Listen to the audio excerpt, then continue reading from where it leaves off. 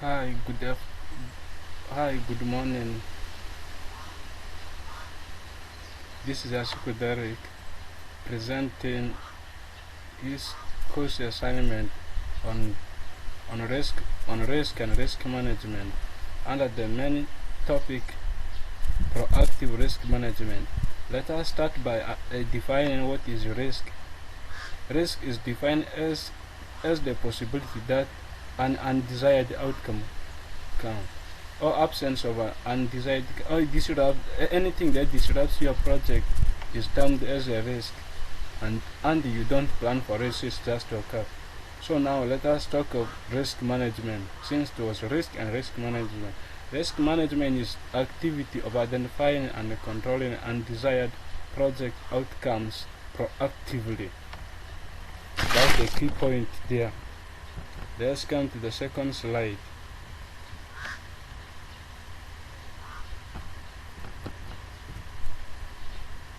On the second slide, let us talk about ways of reducing risk. Risk management always deals with uncertainties, whether or not the risk will happen.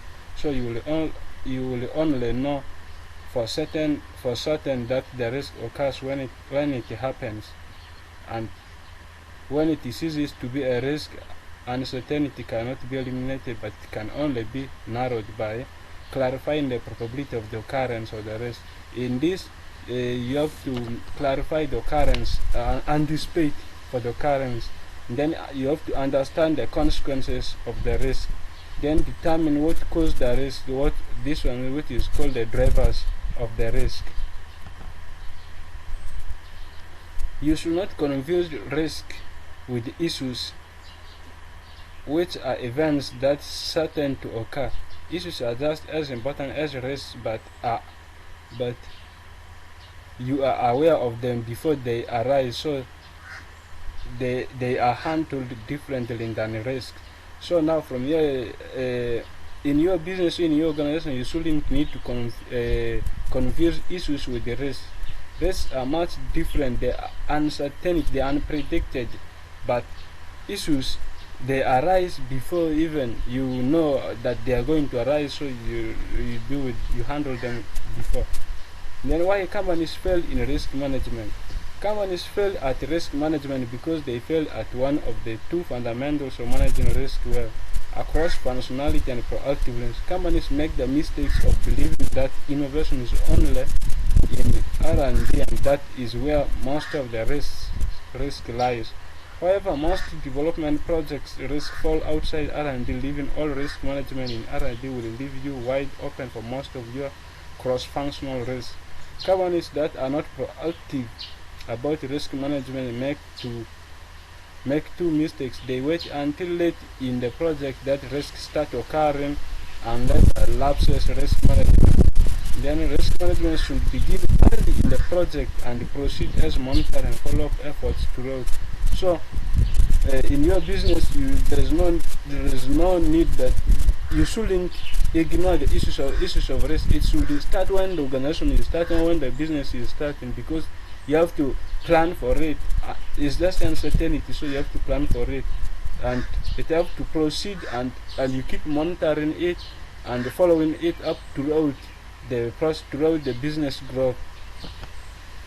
And then risk models and the standard risk models. The modeling risk allows you to quantify its magnitude so that it can be compared to other risks to determine which ones need to be managed. So what the risk model tells you is that it tells you the magnitude, the strength of the risk, and then it helps you to determine and compare it with other risks such that you know which one to manage.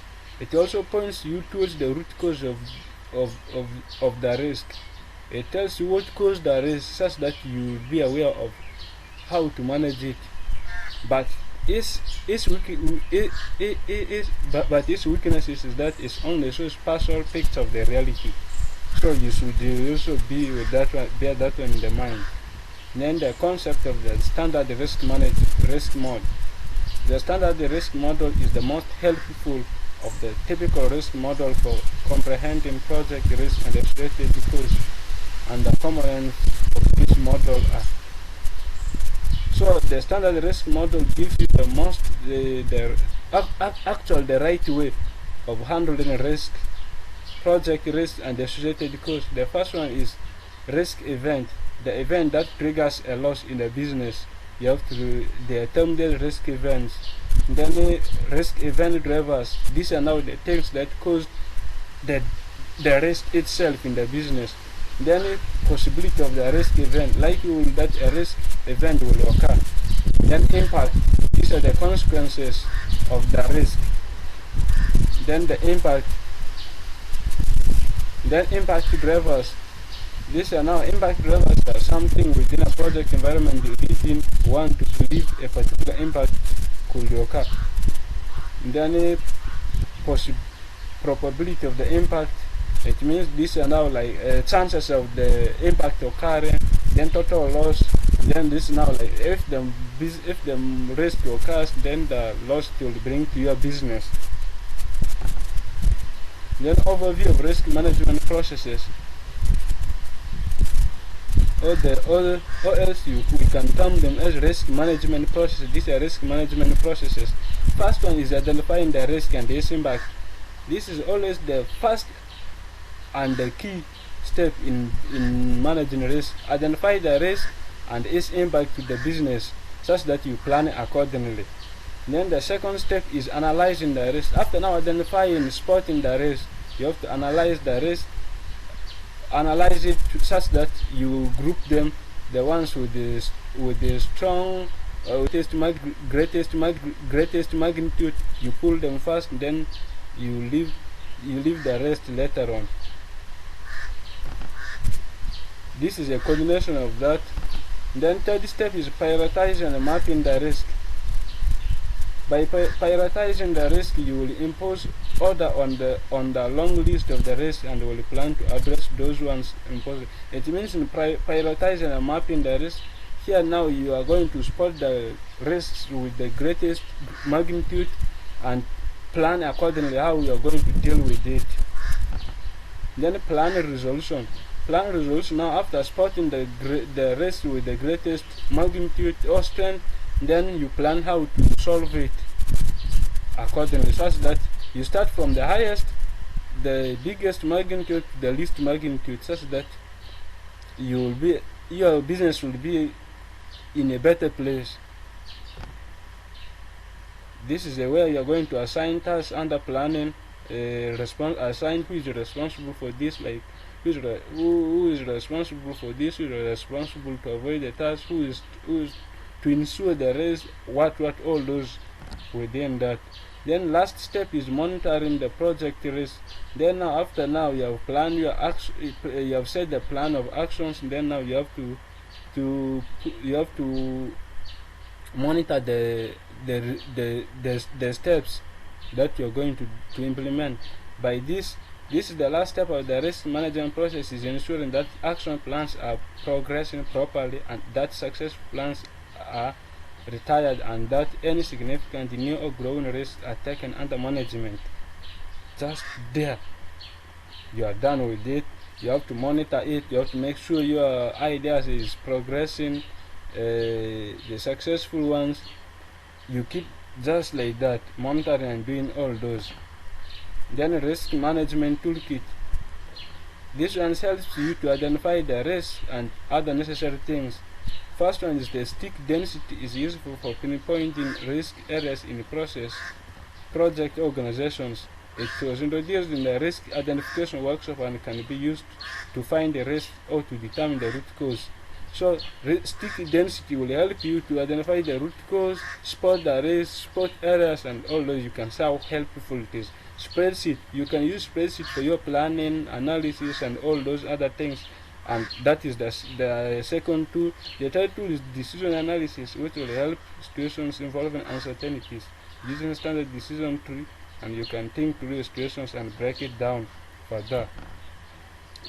Fourth step is risk simulation. Allows you to see overall effect of multiple risks instead of developing a total loss.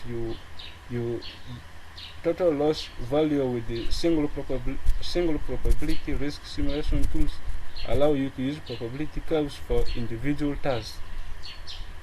Then let us discuss something about risk management approaches and strategies. Then, as a responsible person who is heading this risk management, you should learn to avoid risk when it is unnecessary. Plan on redundant, maintain contact with the customers, then tackle the highest risk items first, then concentrate risk in a few known areas where they can be watched carefully by your best developers. Then now let's talk about the last part, which is successful implementation. Now, after doing all those things, it means you are done successfully implemented your things. So now for you to implement those things, it means you have to train your people to use terms constantly. Since every person's perception of risk is different, manage risk concerns of management by training them to understand and interpret, prioritize, take potential problems seriously. Risk management requires honesty. It means you shouldn't lie with it to the management. Do not let engineers run projects alone. It means since risk is a cross-functional area, collect and publish risk matrices, jump right while in all these techniques are fresh in your mind. So here you have to start doing when you are free, don't have any stress, so that you concentrate. And project management is not a cruel all, though it can make improvements in your project capabilities. Consider risk as an opportunity for gain as well as potential for loss in your business. Thank you for listening.